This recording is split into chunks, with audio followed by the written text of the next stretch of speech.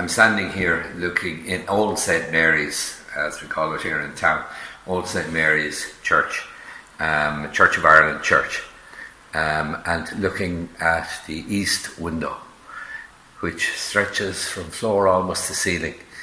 And it's a stained glass window of many panels, and it's just an extraordinary piece of work. I often thought that, and I've brought many groups here down the years just to be here when the summer sun it has risen. So 9 o'clock in the morning, there'll be a good sun shining in there, and it is just extraordinary. So it is true that I believe, anyway, that windows such as this were built for the purpose of storytelling and for just to excite the imagination of just myself, even today, or anybody who looks at it, to think of other things, to just look heavenward or skyward, just to see the wonders about us. Think of the wonder of light, and then day and night, and the twilight, the dawn, and everything in between. And it is just the thing. Anyway, the window itself is Gothic. That talks of the fact that it is, you can put it in a historical period. Now, the window is old, but how old I can't tell at this stage because I'm not a historian. But its main subject matter are, if you like, Christ, who's there holding the chalice in his left hand, and he's blessing with his right hand, and he's looking you straight in the face.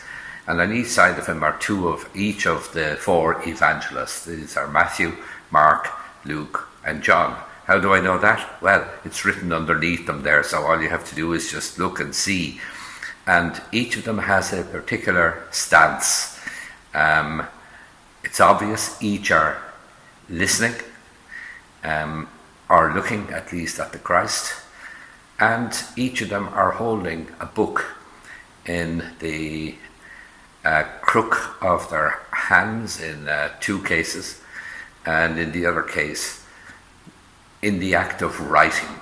So the evangelists were those who, in the aftermath of Christ's death and burial, wrote, if you like, many years later of his life, such as it was, and what they could recall of it, and what they had learned from communion with others who knew him, disciples.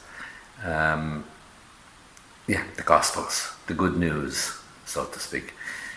And then you see the lighter. So in this light here, these 5 panels, which are the biggest panels in the window, are quite muted in terms of because of the lack of light. If you just look above, and then you see these are all intricate colour panels, and they're just, you get a real sense of just the vitality of the life, dancing light, tripping light, which is, and then the choice of colours. You have yellows, you have gold, you have orange, you have red, you have greens, you have blues, of course, and my God, the variety of blues. And we'll see other blues just in the window across the way here, a Harry Clark, which would be worth coming to this church to see in itself. But yes, I never tired of seeing this window, because, and yet as a child, I couldn't come in and see this. I could see it from the outside. But those were the times when I went to a Christian Brothers school the brothers never had any opinion in relation to the matter I'm about to disclose. But the church, such as it was then, had a rule that you couldn't even visit a Protestant church, Church of Ireland church.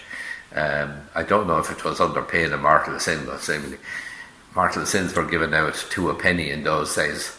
And it's sad, really, because it meant that as a child I didn't have the opportunity of seeing this particular window, because there is no comparable window in any of the more recent, we'll say, Catholic churches that were built here. There are some beautiful churches in town, don't get me wrong, and especially those who were built in the last 30 years or so, the few that were, and they have wonderful stained glass windows as well, which are uplifting to the heart. And of course provide work, very necessary work for artists, because these windows aren't created by themselves, they are created by artists and teams of artists in some cases, because of the detailed work that's necessitated. But the stonework there as well is worth featuring. And if you could, the best thing there, I suppose, to do would be to imagine just shutting off the light from the glass panels and then focusing on the stonework. But the detail on the stonework there is again just remarkable.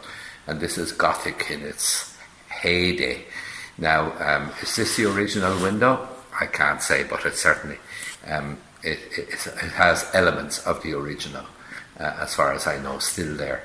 But it's remarkable. I mean, this is something every child, a window that every child in the town should see at least a number of times during their boyhood or girlhood, and be proud of the fact that this is there for us to, to inform us, to encourage us, to give thanks for.